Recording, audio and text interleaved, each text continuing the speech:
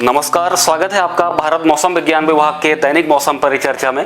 जैसा कि हम जानते हैं कि पिछले कुछ दिनों से भारत के काफ़ी राज्य हैं जहां पे हमें आंधी बारिश के साथ साथ जो है कुछ एक स्थानों पे भारी बारिश और ओलावृष्टि भी देखने को मिल रही है। वहीं पे कुछ जो हीट वेव की स्थिति थी वो लगभग पिछले सप्ताह से भारत के सभी राज्यों से खत्म हो चुकी थी। लेकिन अब हम देखेंगे कि अगले बहुत ही जल्द जो है बहुत सारे प्रदेश हैं जिसमें हमें एक बार फिर से टेम्परेचर्स में बढ़ोतरी और साथ में हीट वेव की स्थिति देखने को मिलेगी, जबकि कुछ राज्य ऐसे भी हैं जहां पे हमें भारी बारिश भी देखने को मिलती रहेगी अगले 4 से 5 दिनों में।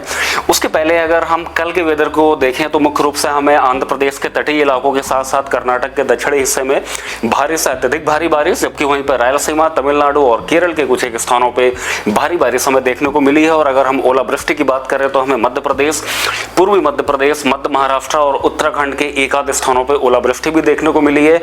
और कल कुछ एक स्थानों पर आंधी या थंडरस्टॉर्म और लाइटनिंग एक्टिविटीज भी देखने को मिली है, जिसमें हवाओं की अधिकतम गति जो अगर हम पश्चिम बंगाल की बात करें तो लगभग 72 किलोमीटर प्रति घंटे, वहीं पे गुजरात के बोताड में अधिकतम 114 किलोमीटर प्रति घंटे तक की हवाएं दर्ज की गई हैं आंधी के समय में।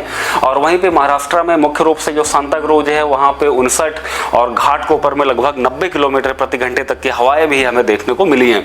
अगर हम आज के मुख्य सिनॉप्टिक फीचर्स को देखें तो उत्तर पूर्वी भारत में एक हमारे ट्रफ रेखा है जो कि सिक्किम से लेकर के पश्चिम बंगाल तक देखी जा सकती है। एक सर्कुलेशन भी बना हुआ है बांग्लादेश के ऊपर। वहीं पे मध्य भारत में एक सर्कुलेशन विदर्भा के ऊपर और एक ट्रफ रेखा भी है जो कि हमारा दक्षिण पूर्व अरब सागर से लेकर के मध्य महाराष्ट्र तक देखा जा सकता है। और एक साइक्लोनिक सर्कुलेशन भी है जो कि हमारा केरल के पास जो लगा हुआ अरब सागर है वहां पे बना हुआ है। और एक सर्कुलेशन जो है कोमोरियन एरिया में भी देखा जा सकता है।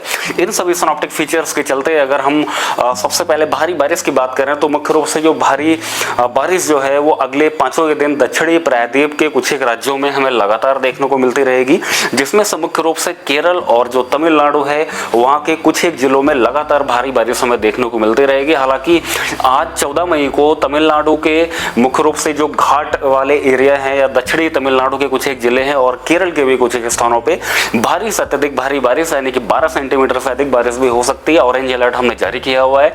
वहीं पे अगर कर्नाटक के दक्षिणी हिस्से की बात कर रहे हैं तो वहां पे हमें अगले 3 दिनों तक भारी बारिश देखने को मिलेगी।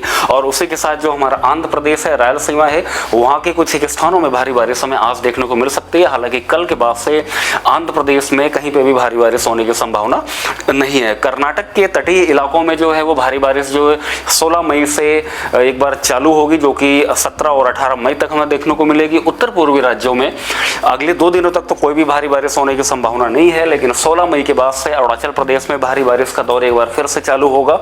और वहीं पे असम, मेघालय में 17 मई से भारी बारिश हमें देखने को मिलेगी।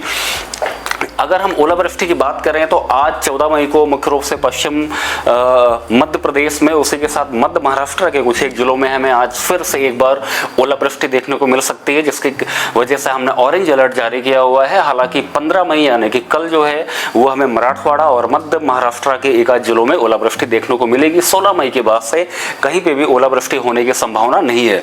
अगर हम बारिश की बात करें तो जैसा कि हम देख सकते हैं हमारा जो दक्षिणी प्रायद्वीप है वहां पे अगले 5 दिन हल्के से मध्यम स्तर की बारिश अनेक स्थानों पर लगातार हमें देखने को मिलेगी। उत्तर पूर्वी राज्यों में जो है बारिश का दौर जो है एक बार 16 मई के बाद से बढ़ेगा, यानी कि हल्के से मध्यम स्तर की बारिश अनेक स्थानों पे हमें उत्तर पूर्वी राज्यों में देखने को मिलेगी। और जो हमारा मध्य भारत है वहां पे अगले लगभग 2 दिनों तक, या जो पश्चिम भारत है वहां पे अगले 3 दिनों तक हल्के स्तर की बारिश कुछ एक स्थानों पे देखने को मिलेगी। और 17 मई के बाद से जो हमारा उत्तर पश्चिम भारत के मैदानी इलाके हैं या जो हमारा मध्य भारत है वो मुख्य रूप से ड्राई रहने वाला है, कोई भी बारिश होने की संभावना नहीं है। उसी तरीके से 18 मई को भी हमारा मध्य भारत, उससे लगा हुआ उत्तर पश्चिम भारत के मैदानी इलाके और पूर्वी भारत के भी अनेक स्थान मुख्यतः ड्राई रहने वाले हैं। अगर हम एक नज़र कल के अधिकतम तापमान की बात करें तो हमारा जो उत्तर पश्चिम भारत का राजस्थान, गुजरात प्रदेश, हरियाणा और मध्य प्रदेश के कुछ एक स्थानों में अधिकतम तापमान हमें 40 से 42 डिग्री सेंटीग्रेड या 43 डिग्री सेंटीग्रेड कुछ एक स्थानों पर देखने को मिले हैं।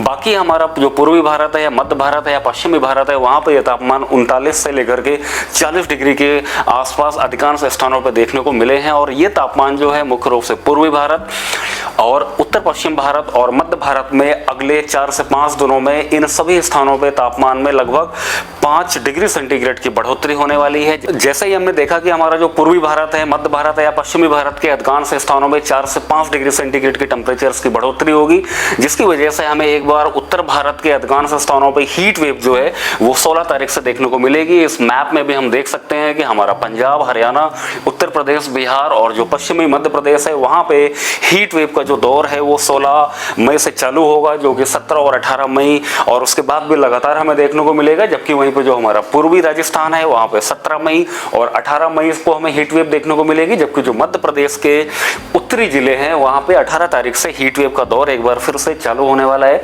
अगर हम सीवियर हीट वेव की बात करें तो 18 तारीख को हमें पंजाब, हरियाणा और पश्चिमी राजस्थान के कुछ एक स्थानों पे सीवियर हीट वेव भी देखने को मिलेगी। यहाँ पे कुछ एक स्थानों पे तापमान 45 डिग्री से भी ज्यादा हमें देखने को मिलेंगे। भारत के बाकी सारे स्थानों में, यानी कि हमारा जो दक्षिणी प्रायद्वीप है, पूर्वी भारत है या पश्चिमी भारत है, वहां पे अगले 5 दिनों तक कहीं पे भी हीट वेव होने की संभावना नहीं है। मौसम की और अधिक जानकारी के लिए आप IMD की वेबसाइट पे विजिट कर सकते हैं। हमारा यूट्यूब चैनल, फेसबुक पेज और ट्विटर पे भी हमें फॉलो कर सकते हैं। धन्यवाद।